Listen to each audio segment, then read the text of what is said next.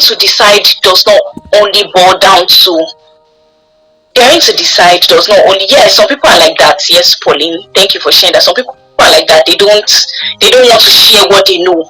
They're just self-centered and just on their own and selfish. So some people are like that. So we don't have control over that kind of thing. That's what I'm saying. That the third thing is, do not be sad about the feedback that you get, because not all times that you will get a very good feedback. Sometimes it can be bad. Some people might not answer you, and they're like, you just need help and you just need assistance in this particular thing. So daring to decide does not only boils down to academics, it boils down to the choices we make day in, day out. I can't remember the title of this book that I read, but he said that, and again from my mentor, he said that your weekly or your monthly, whatever you achieve in a week or in a month, is subject to what decision you make per day. So like each day you make a decision, or you decide to take an action, that day you have already made a decision that in the long run would affect either positively or negatively. So daring to decide does not have to, you have to wait until the day end before you deciding. You have to start from now, starting from today, starting from like immediately, like not waiting for anything. You can decide now that, oh, I want to go off this call. That decision is your decision. Nobody's going to hold you for it, because you are here because you decided to be here. And if you feel like, oh, you're no longer interested in being here, you can as well opt out. And this also come in play in the kind of friends we keep, the kind of association we keep. So daring to decide just weaves around a lot of things. And I believe that nobody here is a toddler that I'll say, oh, you are still being spoon fed and you don't really have a decision or a decision making of your own. You can decide to sleep when others are reading, or to read while others are sleeping. This is not me saying that maybe when you should sleep, you should not sleep. Oh, I'm just saying that you get what I mean. I believe that you get. If you get what I mean, please send an emoji. Let me know that. Yes. Thank you very much. Thank you very much. So, is that you already know the right things to do at the right time. Exactly. That's just the sum total of everything. Knowing what to do at the right time, even when it is not convenient, even when it is not easy or pleasing to do at that particular point in time. You can decide to cut off from any friend. You can decide to cut off from any form of distractions that comes your way, because your goal end is becoming a new person, a changed person, a person that you want people to look up to and be like, oh wow, this person is so amazing. And the people we look up to that do fantastic things already decided that, okay, that's the lifestyle they want to choose.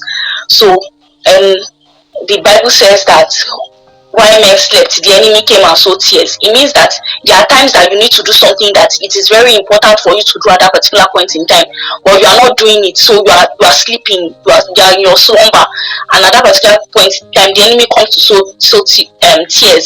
So you should know when to sleep, when to be awake, when to read, when to cut off from relationships that are no longer healthy, when to make life-changing decisions, when to leave a job, when to quit a habit, when to control yourself, and even as little as doing things like, oh, once is let's say once is 11, I don't longer want to be online.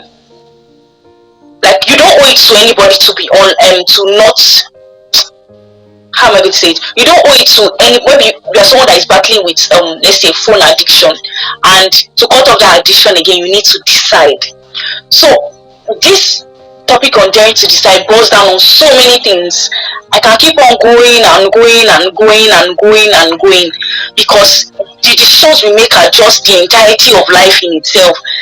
Deciding to just be there, just be unbothered, not encouraged, just there wasting away, and to dare to decide that no, I want to make a difference. Okay, there is nobody that has graduated with this. I want to do the things that are different. I want to step out to do the things that are different. I want to be more outstanding. I want to stand out. All of these things are beautiful, but when you don't take the right decisions or make the right choices, they become efforts in futility, because they are just decisions that have not been put into action.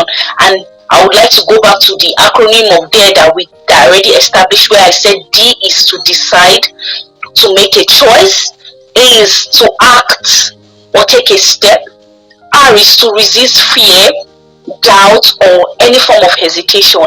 And E is to get the result at the end, which is excellence, to get the result or the performance of what you've done at the end of the day. So, in conclusion, I would say that I would go back to the popular saying or the popular phrase we heard when we were in secondary school, that how you lay your bed is how you lie on it. And that's even very logical in saying that truly, if you lay your bed, or if you don't lay your bed, like even logically, if you don't lay your bed properly, that's how you sleep on it. Like somebody will not help you to sleep on it. And that also applies to relates to life issues, and stating that whatever thing you decide now, in the long run, you are the one that will enjoy the larger percentage of it. Yes, it is not easy. Yes, it is not convenient, and that is where discipline, determination comes in, and efforts. And discipline is doing the things you are supposed to do even when it is not convenient. Do you understand? So it is not going to be easy. All of these things is easier said than done. That is why in the A part of there is an action, and in the R part of there is resist laziness, resist tiredness, resist fear, resist doubts. Oh, can I really do this thing? Can I not do this thing? Can I really achieve this thing? So you need to decide what you want to do, what you want for yourself, and eventually you will see that whatever decision that you make, it's you that will enjoy the large percentage of it. Yes, other people will benefit from it too. At the end of the day, when they start calling you, your parents are proud of you. That is an extension to those decisions that you have made. And of course, there's no parent that does not want to be proud of their daughter. There's no parent that does not want to be proud of their son. There's no father that does not want to be proud of his kids. And there's no father that does not want his children to be proud of him. There's no mother that does not want her children to be proud of her. So extensively, it is a connective web. At the end of the day, if we all decide, and just going by what Samuel said during his session, these things, we all of us can come to decide to address these goals that are really affecting us in this country. It's just that everybody is just waiting for one person to take the big leap. At the end of the day, when the person takes the big leap, at the end of the day, if there is a outcome that is not so beneficial, everybody just hands up, because everybody is still trying to figure out themselves and now doing something that is global.